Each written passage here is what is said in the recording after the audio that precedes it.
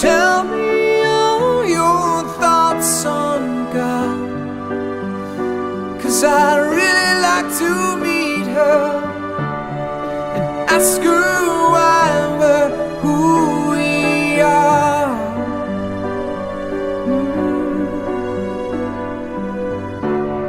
And tell me all your thoughts on God, 'cause I'm on my way to see her. So tell me, am I very far? Am I very far now? Am I very far now?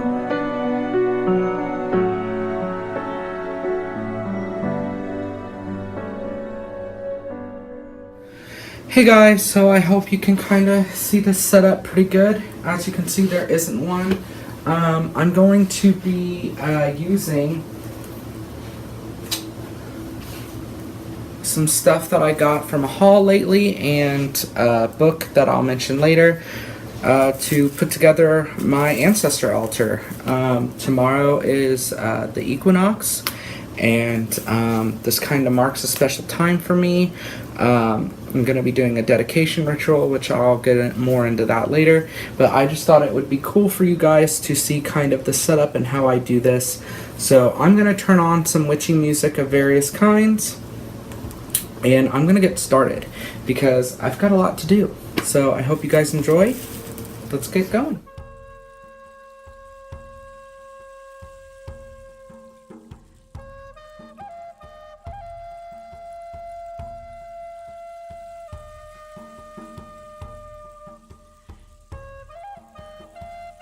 So basically, you're going to want to clean your space and cleanse it spiritually. So what we're going to do is we're just going to do a basic smudging, which you can do with sage incense or sage itself, or any type of other herb that you want to do. I'm sure you guys know how to smudge. This is my working candle, and I've got it lit to kind of, mix the energies as well. So I'm going to get some water, and I'm going to bless the water, and then I'm going to come in and do a general smudging and cleansing ritual, if you will.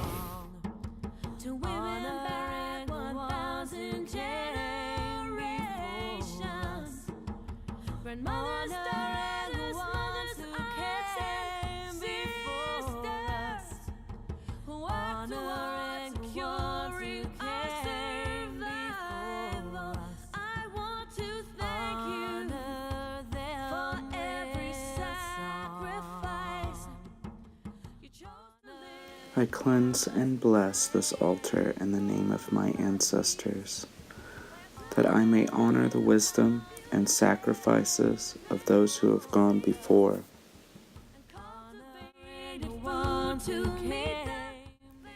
I cleanse and bless this altar in the name of the beloved dead, that this may be a place to remember and honor those who have passed, and that I may learn the wisdom of my ancestors and those who have come before me.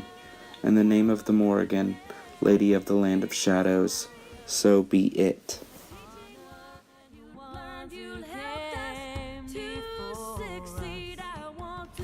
So after the initial cleansing, I'm going to light some frankincense incense. Now the purpose of frankincense is that it's an herb that's well known for spirit communication and ancestor rites. This is one that I learned about early on.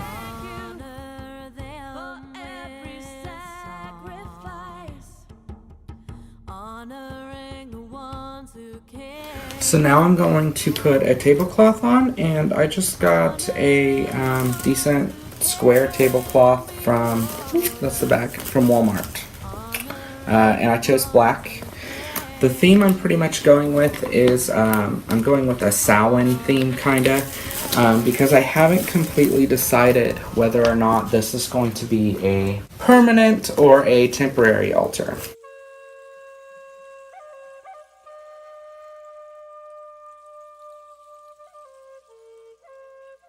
I got this idea from Silver Moon, Eric Silverman. Silver Moon, Eric Silverman. He had a bottle that he got from the dollar store. And I'll put his link in the down bar. But he put wax on it, and I thought the wax was really cool. So I know these aren't really bottles, and they're kind of weird shaped, but I also got these from the dollar store, and I already had them. So I figured I would put wax on these, and I really like how it turned out. So I'm going to put these on here. And then, I'm dropping them. I got some stones from the dollar store as well.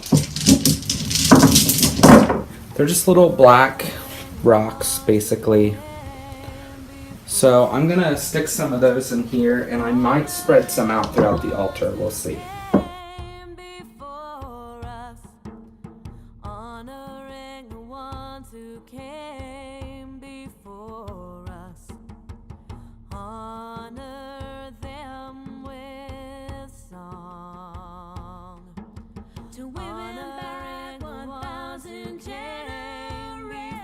I should just give it a little bit of texture. Now I'm going to put my incense on the altar. I got some flowers that I got from various places.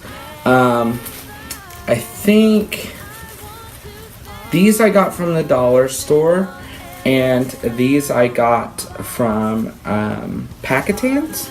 So I'm going to separate these, and place these in the vases.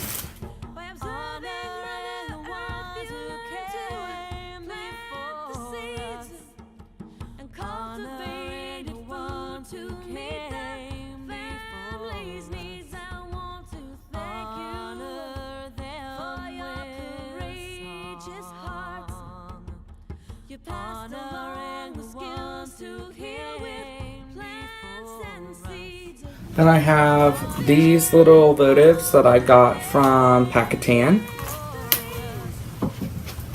I'm dedicating myself to the Morrigu or the Morrigan, and this is one of the things that she called on me to do. She told me I needed to do an ancestor altar. So I am putting some of her aspects into this altar, so that's why I have these black feathers, which I'm also going to be placing in my flowers or vases. They're just kind of going to be stuck in there somehow. I also got these little ravens from Walmart. They're really flimsy, but I figured they could sit in the flowers or somewhere else on the altar somewhere. I also got this little raven from Packetans, and he's sitting on a pumpkin to kind of add that autumny equinox feel. And him I'm just going to place here for now. So now I have various candles that I'm going to be placing around the altar. I've got purple tapers and white tapers that are just a tad bit shorter. I'm going to place them in my old holders that I got from like a dollar store or something. I don't know, it's been forever. But yeah, I'm going to place them in these and stick them in various places around the altar.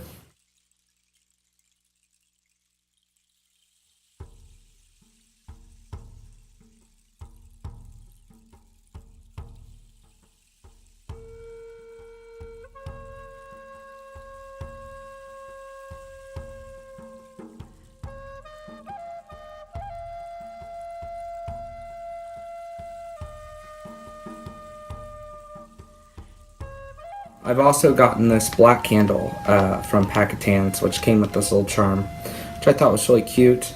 But I knew for sure I wanted a black candle because it works with my theme, and black is kind of the color of power and death and knowledge to me. So this is going to be kind of a center candle.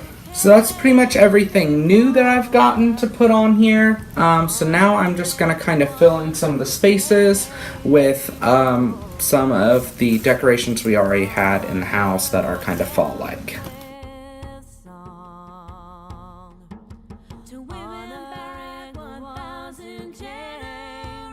And then last but not least is our family members. So I'll introduce you. So right now I don't have a lot of family photos to go on the altar, but I did get a few. I also didn't know very many of my family members very well, so these are just sort of kind of some of the people that I'm putting on there. So this is my grandfather, Donald Conley, and this is him as he, got older. That's my mom's dad. This is the only ancestor of Josh's that's going to be on the altar right now, because it's the only picture he has, but I love the picture. I'm not sure what his name is, oh my goodness, but was it Dennis? I think it was, or Clyde, maybe it was Clyde. Anyway, it was an older name, but this is his grandfather, his mom's dad, and I'm sorry, but look at how handsome he is. Like, seriously. The photo, I wish you guys, because the camera on my iPad is not doing any justice, the photo looks like it was hand painted. Like, you can see the browns in his hair. Let me see if I can get really close. See how you can kind of see the glimmer and the browns in his hair and the blush on his face and the blue of his shirt. Like, I love this picture. It is so aesthetically pleasing to me. I don't even know. Like, it may be weird that I'm, like, fascinated with this picture of his dead grandfather, but I love it. Like, I love it so much. This is my grandmother on my mom's side, my mom's mom. And that's actually a picture of my mom as a baby. And I know it may be weird to some people to put like people who are still living on their ancestor altar, but this is a different past self of my mother. So I definitely think it's okay, but that's just me. Love this picture of my mom and my grandmother. And then this is my grandmother as she got older. Her name was Almeda. Now, my grandfather that I've already showed you and my grandmother that I've introduced you to, they were together at one point, and those are my mother's biological parents. However, afterwards, my grandmother got together with my, kind of like my step-grandfather, Elwood. Now, my mom really considers him to be the father that raised her because he did raise her most of her life. And before she met her biological father, this was her father. So I thought it was only, even though we're not related by blood, this still counts. And I think it's really, people who really get kind of picky and, kind of really judgmental in their ancestor altars they have a lot to lose. Like, I know that I'm lucky because I'm actually stealing Josh's hutch top.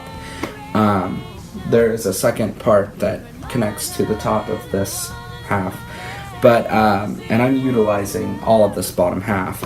So if there's any people that I need to add or later on get pictures of and I need more space, I could always connect that top half. But so I know I'm really lucky in that sense, but I only thought it was like really, appropriate. I felt he had a place here, so I'm definitely adding him as well. Now, this ancestor, or relative, if you will, I don't really have a better picture of him yet, but I will be getting one. So this picture is not framed. It's also not black and white. I'm trying to keep an aesthetically pleasing type of thing. I want all the pictures to be black and white, even though not all of them are. I'm definitely trying to keep something aesthetically pleasing with this altar, especially because I live with a Taurus and he doesn't like things that don't match.